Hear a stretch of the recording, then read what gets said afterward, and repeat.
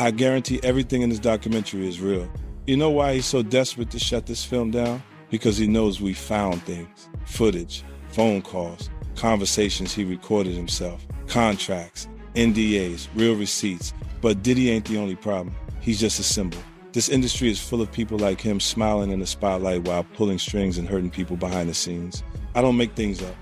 We got Ciroc. Damn, we got all. And y'all want Diddy to come to my room. He ain't even brought no Ciroc. I don't want that old around me. He old ass.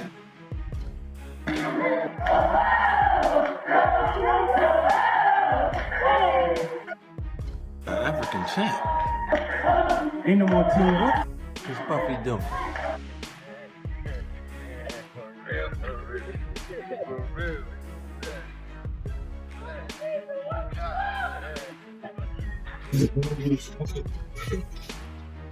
A single photo brought two worlds together and later tore them apart. When Sean Combs and Burna Boy appeared united, it looked like global collaboration. But once legal trouble surfaced, that same image raised questions. In 50 Cent's documentary, that moment becomes the spark when admiration quietly turned into suspicion. I just want to say, I know a lot of people want to hear these stories and everything like that, because this is stuff that happened back in the day.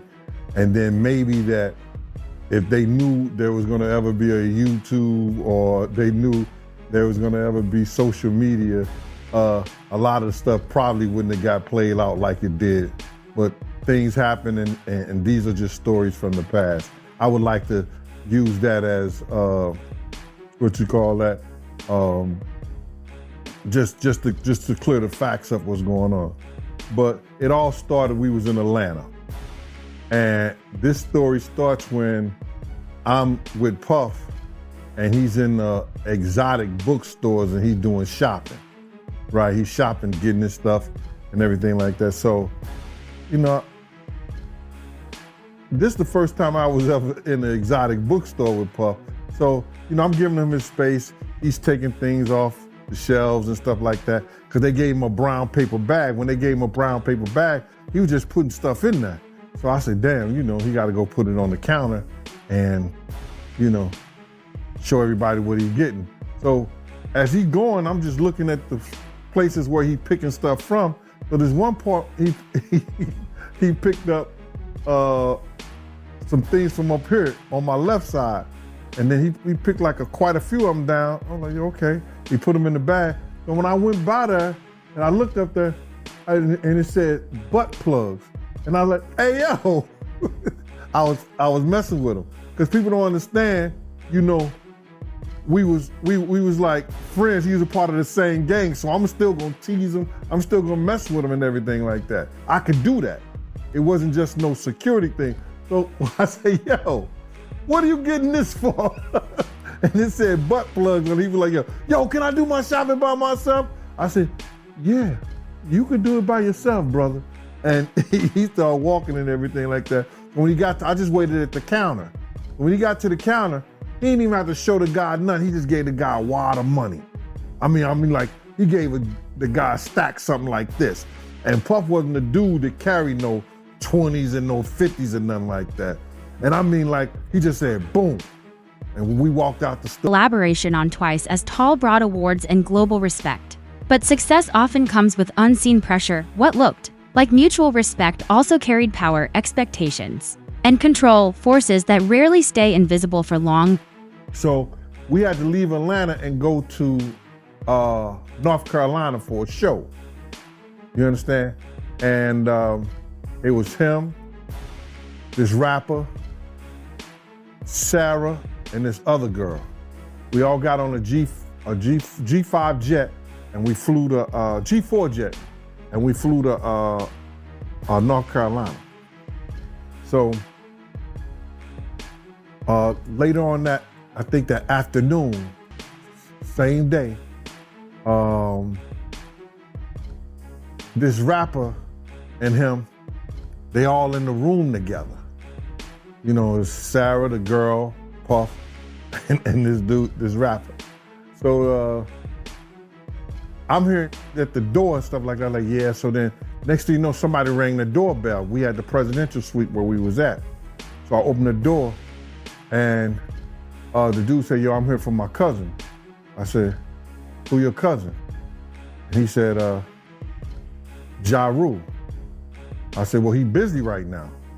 He said, he busy doing what? I said, he with Puff, they're in the room, they busy, they don't want to be bothered. He said, well, I'm going in there. I said, bruh, you ain't going in there because he told me they don't want nobody to be bothering them. He was like, yo, I don't care, man, I'm going in there. That boot like that. I said, yo, bruh, Jesus Christ had to come down here and take the air out of my body before you get in that room right there. Watch. He tried to bum rush me. I grabbed him and threw him against the piano. When I threw him into the piano, Puff and Ja Rule runs out the room. Puff got his towel, Ja grabbing his towel, but they butt the naked. And so then Ja was like, yo, what's going on? Yo, G, that's my cousin. He know me well, and Puff was like, yo, G, what happened? I said, he tried to get in the room. I told him he couldn't get in the room. And he was like, Puff looked at Ja. He said, yo, Ja said, you ain't want to go in that room. There was a lot of freaking going on. So I was like, oh, he said it was a lot of going on. So that was basically that story, man. You know what I'm saying? They went back in the room. Dude felt a certain kind of way, and he left out. So I seen them at the concert the next day, and they tried to, form up against me. But my man Frank was like, I told my man Frank, I was like, yo, Frank, put yourself in that position. Somebody trying to get in the room, and Ja told you don't let nobody get in the room. What would you do? Now, y'all can do whatever y'all want to do, man, but I ain't taking no losses. He said, yo, you good, and that was it. Bruh, when Ja said, you don't want to come up in there, a lot of freaky stuff is going on. Rumors didn't explode overnight. They crept in. Allegations spread. Burna Boy stayed silent. But in today's world, silence doesn't pause a story. It accelerates it, and once the public takes over the narrative, control is almost impossible to reclaim. That's crazy, bruh. So now, you think certain politicians, you think certain actors, actresses, they drink and smoke and we know they love pink cocaine. You know they got weed all in the air. They dropping ecstasy pills. They dropping some other kind of sexual pill. Man, do you think he ain't got nobody on tape, bruh? So now, can y'all go get those tapes? If he was blackmailing Cassie, and Cassie's mother had to give him $20,000 for her tapes allegedly, you think he ain't bribing nobody else? Or people ain't worried about that shit? That they gotta do business with him? Cause they know what they did at the Diddy party? So those tapes was important. And the federal government, when they showed some of the stuff that was happening in there, you could see the jury cringing. So it was easy for them to come back. Diss track crossed a line. What started as words became fear, then real-world consequences. When music spills into reality, the damage can no longer be undone and speculation turns dangerous. With those charges for the sex offenses, or the prostitution for selling and promoting prostitution, it was easy for them to come back with that. Listen to him. Y'all heard the same thing that I heard. When they raided his house, y'all saw the same thing I saw. They took computers, tapes. You think wasn't nothing on those tapes, y'all? You think they didn't log those tapes? Why did they, hold up. Yo, I just caught a jewel. They used the tape that Cassie sent them. That Cassie had. They used the tape that Cassie had that they showed to jurors. Why do you think they didn't use the tape that they got from Diddy house? Because that would have them had to log that in. It would have been public record. And at one given time, when it's a public record out of this trial, you could go see it. You could go get those tapes, copies of those tapes, because it's public record. Behind the scenes, damage control took over. Tweets, lyrics, statements, everything was examined. Art stopped being expression and became evidence. In the digital age, nothing exists in isolation. Do they take the massage oil with them when they go? No. They just walk out to people who are being arrested.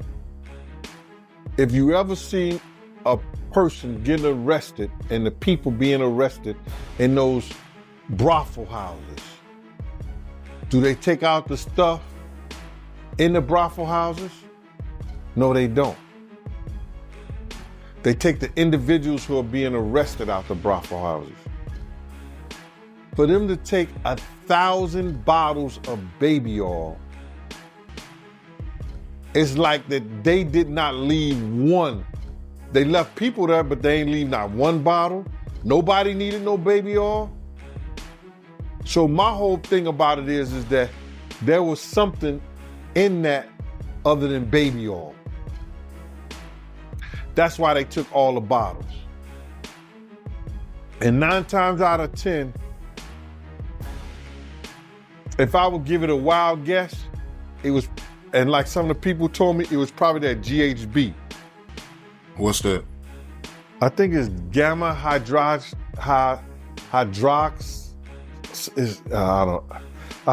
I looked it up, bro. Let me see. See if I can find it. I know this is just showing everything like that, but oh no. Let me. Yo, somebody tap dance or sing or do something, you know what I'm saying, while I'm doing this. Oh, here it go right here. It's gamma hydroxy butyric. One alleged message changed everything. I helped you win that Grammy, real or not. Perception shifted instantly. Years of work were questioned in seconds. Reputation, once shaken, rarely recovers cleanly. I ain't seen though. We ain't have no weird shit like that going on around us.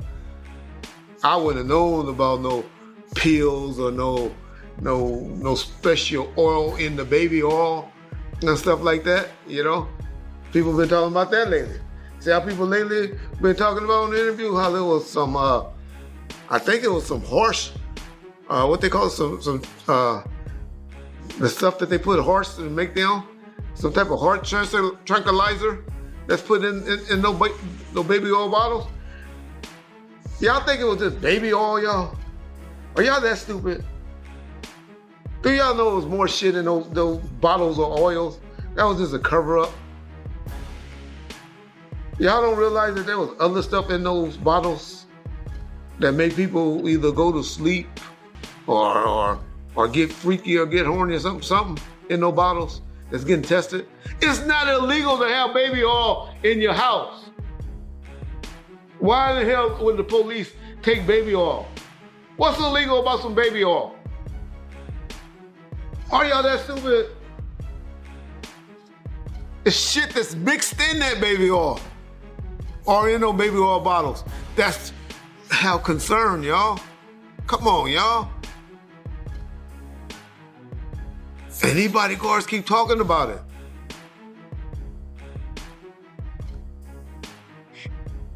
They better shut up. They better shut up. Y'all need to go in there and tell them, stop. But no, Jay Prince ain't had nothing. Jay Prince ain't had nothing to do with this shit. Jay Prince not a rat, y'all. I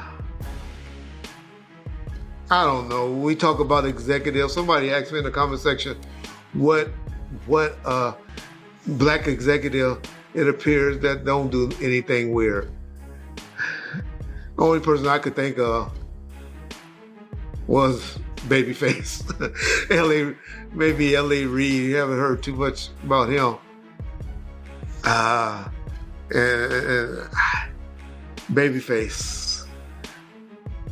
You know, they might have, you know, some people will say they beat him out some money and stuff like that. But I don't think Jay Prince a snitch. I'm not one to do all of that of what Suge and maybe even Wack 100 have said about Jay Prince. He seemed to be solid to me. He talk a little tougher than what, you know, he might be, but that we all do. Then as one man faced the courts and the other disappeared from view. The question remained victim, participant, or both. Fame didn't protect them, it exposed them, and survival became the priority. Special K and cocaine. Now see, the cocaine keep you up all night, but unfortunately it gives you limp noodle because of what the blood flow is. So you wants to fuck with a half-hard dick all night. So that's why you had the Viagra, to make sure that the dick involuntarily stays hard while you're numbing your fucking self with the coke. Now see, the ketamine, that's a horse tranquilizer, so that relaxes all your muscles. You could get fucked by 80 fucking ton gorillas. You wouldn't feel a thing. So now, your dick is gonna stay hard, you numbed up, and you high, you got the ketamine in you, so you don't feel shit, and then you add the ecstasy to put in the feeling that you've now blocked out, and now you got a party. Freak off cocktail. Yeah. So now, the Tootsie, they done skipped all the steps. They condensed it. Wow. So you got the cocaine in there, and then you got the ketamine in there, and they say that some of the dealers add the ecstasy in there. Now the Viagra, you still gotta take that solo. But with the Tootsie, you got all of that. The gay cocktail, off cocktail, in the one thing. And the reason why it's pink is because they put the food coloring in it. They think, he said he think they got it from the Breaking Bad. You remember how they was making the meth, and they made it a special color, so they done that with the Tootsie. Wow. It's the food coloring. You think that... As if you need more. When did high not get high enough? Like, I'm trying to understand. Yeah, to the point where you have to fly it across, like, I need that here tonight. Can you get that here? Like, no... I need that here. You got 3 drugs. Powerful drugs. And food coloring. Shit. Okay. You are numb. You are wired. You pop that Viagra. You a f***ing machine. You anything. You a brick wall, wouldn't even feel it. I'm sure there's footage of that. Like, real rap. Like, that right there is like, that's like, you know, cut me open right now, man. I ain't even gonna bleed. Like, it's wild. Like, this Tootsie shit. Now I see how Young Miami can take all that pressure. She on the Tootsie. They be thinking these is over here like killing the game. They don't feel nothing, that's why they do it. Okay? The story was never just personal, it reflected how the industry works. Power, silence, favors, consequences. Rise and fall often come from the same system. So who's next? Y'all don't see the lineup?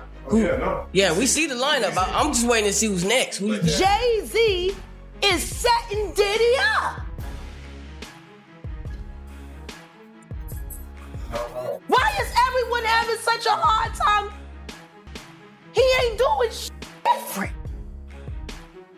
He lined up D-Haven, stole his life and identity. He lined up Big L, stole his life and identity.